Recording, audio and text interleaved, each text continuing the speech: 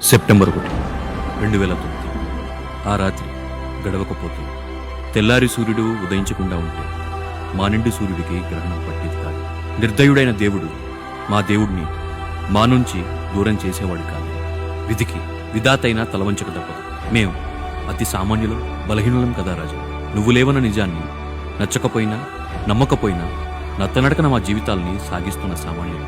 నీ కథ ఎందరో ఎన్నో రకాలుగా ఎన్నోసార్లు ఎందరికో చెప్పారు. కానీ నువ్వు లేని మాలాంటి వాళ్ల కథ నీకెవరు చెప్తారు రాజా? అందుకే మా కథ ఈరోజు నేను నీకు చెప్తాను రాజా. ఎక్కడున్నా వింటావని ఆశిస్తున్నాను. దేహాన్ని విడిచి నువ్వెళ్ళిపోతే దైవంగా పేదల గుండెల్లో నిలిచావు. కానీ ఈ నిజాన్ని నిబ్బరంగా భరించలేని ఎన్నో గుండెలు రాలిపోయాయి. నీ చిరునవ్వు తెరపైన కనిపిస్తే చాలు కడవల కన్నీరు ధారలా కారింది. రాష్ట్రం నాయకుడు లేడని, నీ బిడ్డలకి నువ్వెప్పటికీ తిరిగి రావని, ఒక్కసారి ఎదురైతే మళ్ళీ నిన్ను చూడాలని, నీతో మాట్లాడాలని చిన్న వయసులో ఇంతటి కుటుంబాన్ని తనకిచ్చి తనని పెద్దని చేసి ఏం జరుగుతుందో అర్థం కాని ప్రళయంలో ఇరుక్కున్న నీ బిడ్డ నిబ్బరంతో నిలబడి నిండు మనస్సుతో చిన్న చిన్న హృదయాలకు ఓర్పుగా ఓదార్పు ఇస్తుంటే పదవి కోసం సంతకాలు సేకరించాడని అందరూ అన్నారు. అనుభవజ్ఞులు ఒక్కరు, పైరవిల వీరులు మరొక్కరు వారి బలాబలాల్ని బట్టి కుర్చీ ఎక్కితే నువ్వుండగా మంచోడనిపించుకున్న నీ బిడ్డని జైలు పాలు చేశారు. ఎందుకో తెలుసా రాజన్న? నీలాగే అతను కూడా ప్రతివాడి భుజం తడతానన్నాడు, పేదలకి అన్నం పెడతా అన్నాడు, నీకోసం ప్రాణం విడిచినందరికీ పెద్దగా ఉంటాను అని భరోసా ఇస్తా అన్నాడు.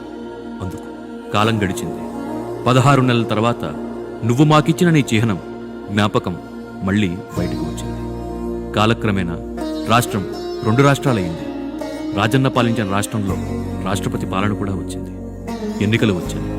ఎన్నికల్లో 2 కళ్ల సిద్ధాంతం, 6 చేతుల సహాయంతో నీ బిడ్డని, మా నాయకుణ్ణి ఓడించి ప్రతిపక్షంలో కూర్చుని రాటుదేలమంటే నువ్వు చూపిన దారిలోనే నిన్నే జెండాగా చేసుకుని నువ్వు చెప్పిన మాటని ఎజెండంగా మోస్తూ ప్రతి బడుగు జీవి అడుగులో అడుగు కలిపి రాయి రాయి దాటి ఎన్నో మైలురాళ్లు దాటి 3648 కిలోమీటర్ల యాత్ర చేసి ఎన్నికల్లో గెలిచాడు.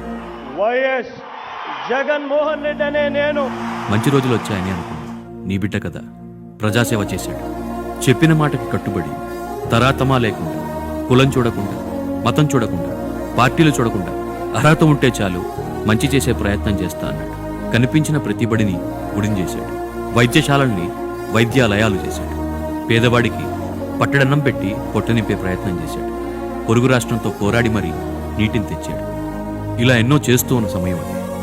గెలిచిన వాడిది విజయగాథ, ఓడిన వాడిది అవమానపు జ్వాల. కరిగిపోతున్న కాలంలో, ఎదురు చూస్తున్న ఎన్నికలు వస్తున్న సమయంలో, ధర్మంగా జరగాల్సిన యుద్ధంలో కేసరిని కరిచేందుకు గుంటనక్కులు గుంపు కట్టి అసత్యాలు, మోసాలు, లేనిపోని మాటలు, అనవసర నాటకాలు, వ్యక్తిత్వ హనాలు ఎన్నో చేశారు. అరక్షణానికి అరిచి చెప్పిన అబద్ధం ముందు నిప్పులాంటి నిజం నీరుగారిపోయింది. చేసిన మంచి తిరిగి వస్తుంది అని నమ్మిన అమాయకుడికి అవమానం ఎదురైంది.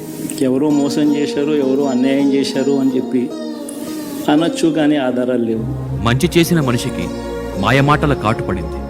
నీరాజనాలు పట్టాల్సిన మేము నిస్సహాయంగా నించుంటే, అల్లరిముకులు వీధుల్లో స్వైరవిహారం చేస్తుంటే, రక్తం ఏరులై పారుతుంటే, గుర్తుగా పెట్టుకున్న విగ్రహాలు తగలబడిపోతుంటే, జనాలు ఊళ్లకు ఊళ్ళు వలసిల్లిపోతుంటే, అబద్ధం చేసిన మోసం ముందు జగన్ చేసిన సాయం నిలవలేదు రాజన్న. నీ బిడ్డ కోసం కాకపోయినా ఆయనకి తోడుగా నిలవాలి అనుకుంటున్నా నాలాంటి వాళ్ల కోసం, మాలాంటి వాళ్ల కోసం మళ్ళీరా రాజన్న, మా కోసం మళ్ళీరా రాజన్న.